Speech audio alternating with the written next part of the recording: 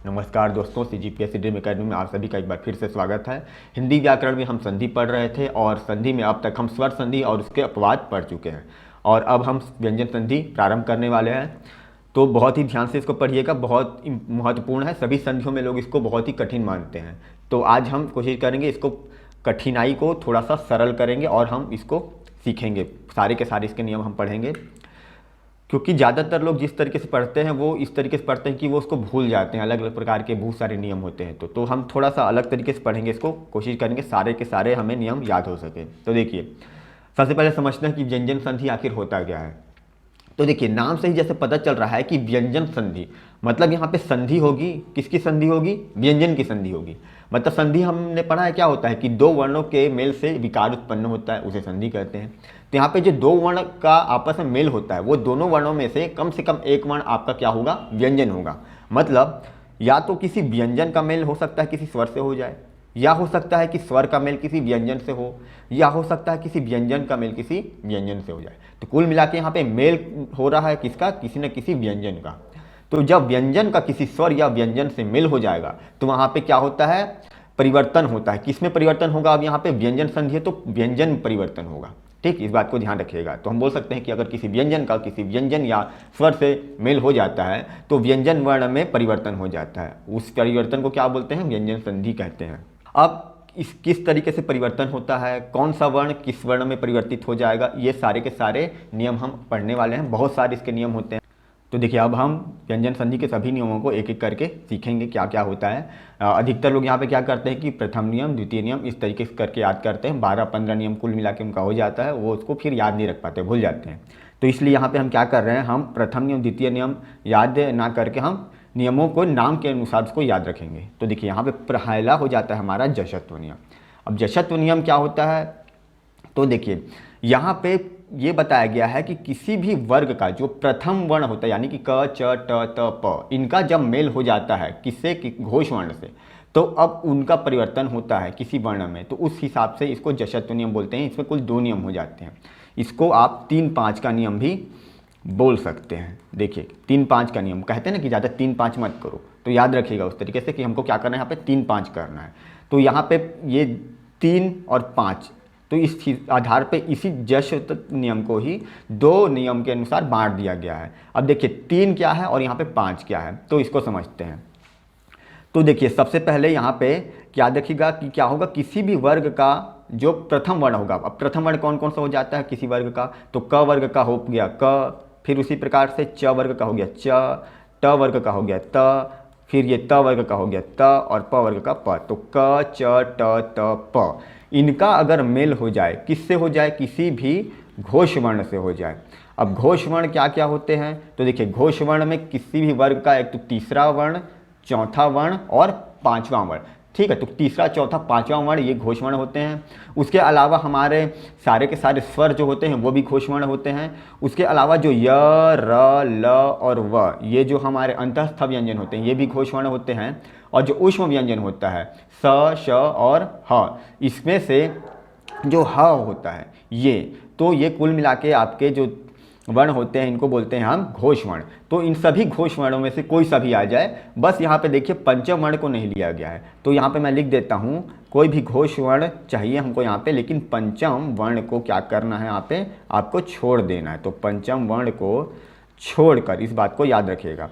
तो अगर क च ट त प का मेल हो जाए किसी भी घोष वर्ण से पंचम वर्ण को छोड़कर, तो वहाँ पे क्या होता है कि ये जो हमारे प्रथम वर्ण दिख रहे हैं आपको, इनका परिवर्तन हो जाता है। किसमें हो जाता है? इसी वर्ग के तीसरे वर्ण में परिवर्तन हो जाएगा। अब देखिए, जो क है इसका तीसरा वर्ण क्या होता है? तो क ख ग, तो क का परिवर्तन हो जाएगा ग में।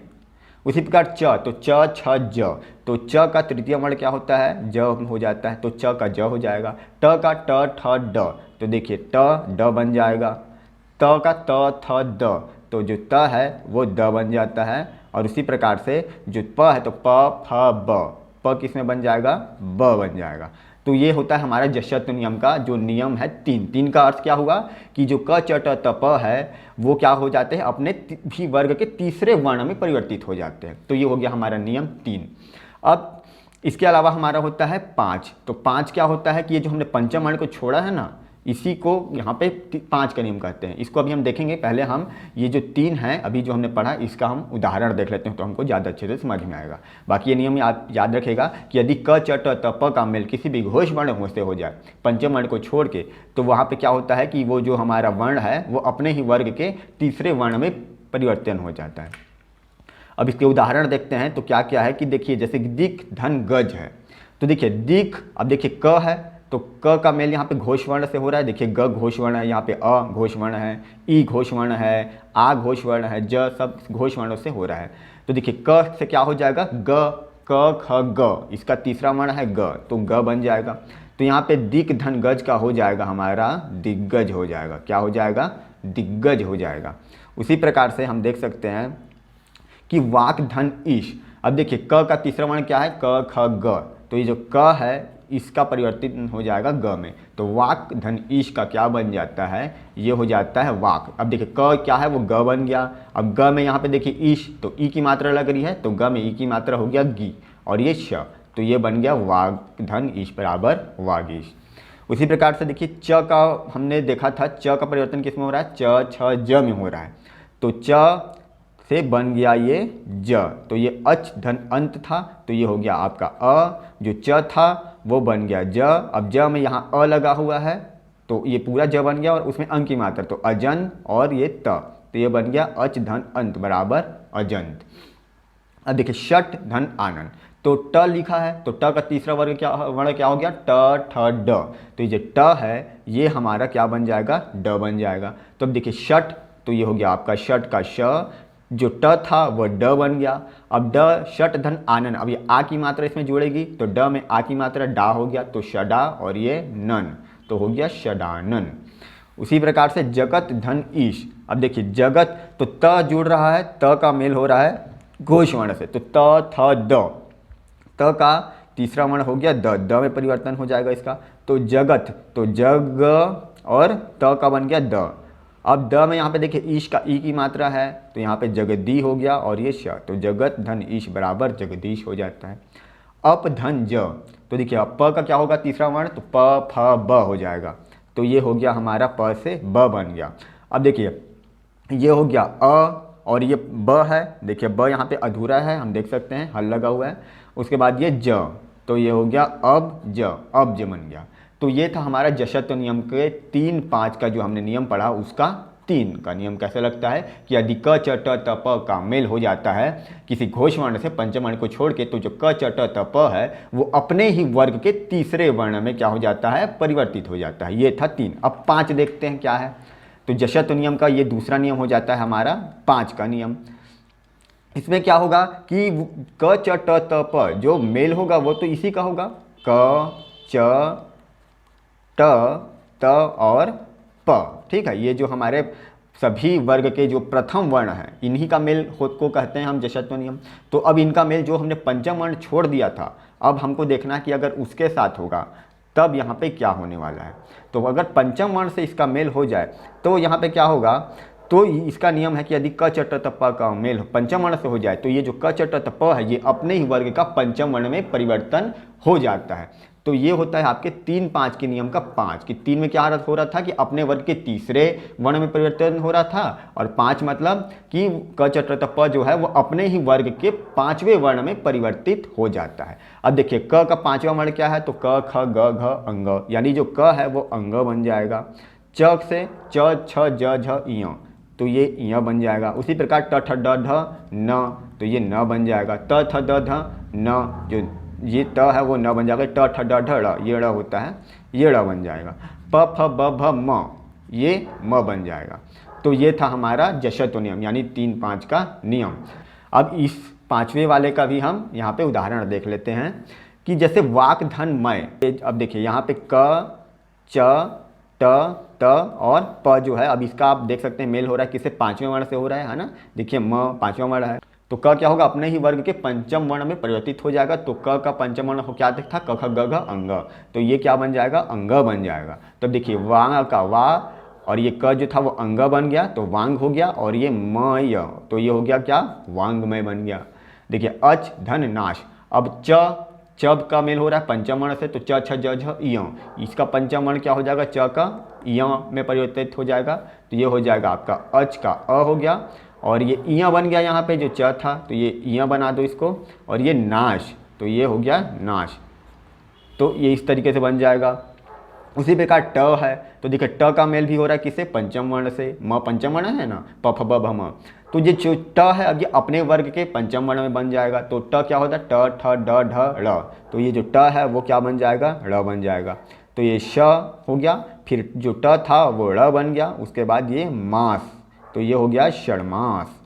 उसी प्रकार उत धन नयन, तो देखिए उत जो त है इसका मेल किससे हो रहा है, पंचम वर्ण न से हो रहा है, तो त जो है वो अपने वर्ग के पंचम वर्ण में परिवर्तित हो जाएगा, त थ द ध न, तो त का पंचम वर्ण हो गया न, तो ये जो उ हो गया, फिर ये त जो था वो न बन गया, तो और ये उसके बाद पूरा न यहाँ पे आ गया, और ये उन्नयन बन गया, क्या बन गया, उत धन नयन बराबर उन्नयन। अपधन्मय, अब देखिए यहाँ पे प का मेल हो रहा है पंचम वर्ण से, तो प फ ब भ म, प का पंचम वर्ण क्या हो गया, म, तो यहाँ पे जो प था वो म बन गया, तो ये हो गया अ, फिर ये प की जगह म आ गया, और ये इधर का पूरा म, और ये य, तो ये बन गया अम्मय, तो अप धन्मय बराबर अम्मय। तो ये था हमारा जशत्व नियम, यानी कि 3-5 का नियम। अगर आपको कोई भी डाउट होता है तो आप हमसे कमेंट करके पूछ सकते हैं, बाकी हम आपके लिए शॉर्टकट ट्रिक्स वाले वीडियो भी लेकर आएंगे। ठीक, चलिए अब जशत्व नियम यानी 3-5 के नियम के बाद हमारा आता है चरत्व नियम।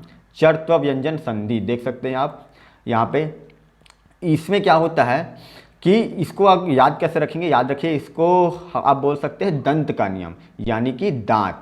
देखिए 3-5 करेंगे, कैसे करेंगे, दांत दिखा के करेंगे, याद रखेगा कैसे करेंगे, दांत दिखा के, तो इसलिए इसको मैंने कर दिया दंत का नियम। क्यों, क्योंकि यहाँ पे द वर्ण का मेल होता है और वो त में परिवर्तित हो जाता है। देखिए कैसे होता है, याद रखिएगा, यदि द वर्ण का मेल हो जाएगा, किससे हो जाएगा, क से हो जाएगा, या फिर ख से हो जाएगा, त से हो जाएगा, या फिर थ से हो जाएगा, या फिर हो जाएगा प या फ से, या फिर एक और आ गया आपका यहाँ पे स। देखिए किस किस से हो रहा है, द का मेल हो रहा है क से, क ख, ठीक है, प्रथम और द्वितीय वर्ण से, फिर त थ, फिर प फ, फिर स। अगर इनमें से किसी वर्ण के साथ मेल होता है तो ये जो त है ये बदल जाता है और ये बन जाता है त, जो द है वो क्या बन जाएगा, त बन जाएगा, तो इसलिए मैंने इसको नाम दे दिया है दंत का नियम।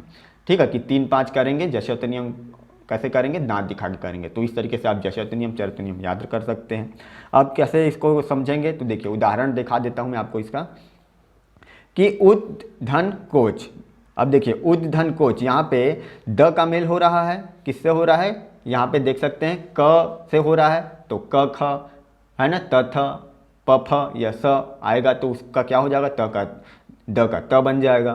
तो देखिए अब ये जो द है वो क्या बन जाएगा, त बन जाएगा। तो देखिए उद धन कोच, तो जो द था वो बन गया त, तो ये हो गया उत धन कोच, उत्कोच बन गया। अब ये यहाँ पे देखिए द का मेल हो रहा है ख से, तो द क्या बन गया, त बन गया, तो ये हो गया उ, फिर ये द का हो गया त, फिर ये आपका ख, ये न और ये न, तो ये बन गया उत्खनन। उसी प्रकार से देखिए द, तो उद, ये जो द है वो क्या बन गया, त बन गया, तो उद, तो ये हो गया उत, फिर प और ये आधा न और ये पूरा न, तो उत्पन्न। शरद, अब देखिए जो द था ये क्या बन जाएगा आपका, त बन जाएगा, तो शरद धन काल, तो क्या बन गया, श का श, र का र, जो द था वो बन गया त, तो त और ये का और ये ल, तो शरद काल का हो गया शरद काल। उद, तो ये जो द है वो क्या बन गया, त बन गया, तो ये हो गया उत और ये हो गया साह, तो ये क्या बन गया, ये हमारा बन गया उत्साह। तो ये होता है हमारा चरत्व नियम। ठीक है, तो हमने क्या क्या देखा, जशत्व नियम यानी 3-5 का नियम, उसके बाद हमने देखा चरत्व नियम यानी कि दांत का नियम। इसको एक बार फिर से हम देखते हैं कि अभी तक हमने क्या क्या पढ़ा है।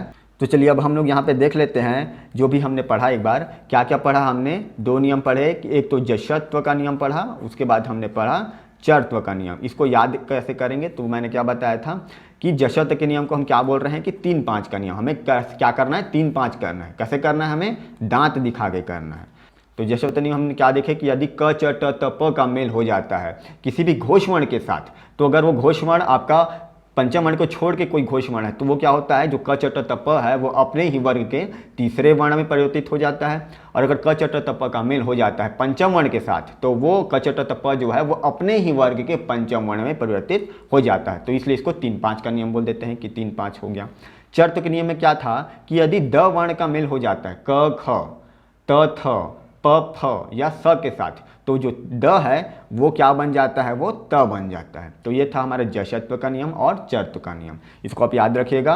इसके बाद आगे के भी और कुछ नियम हैं, आगे हम देखने वाले हैं अनुनासिक नियम। ठीक, कि अनुनासिक में किस प्रकार से परिवर्तन होता है।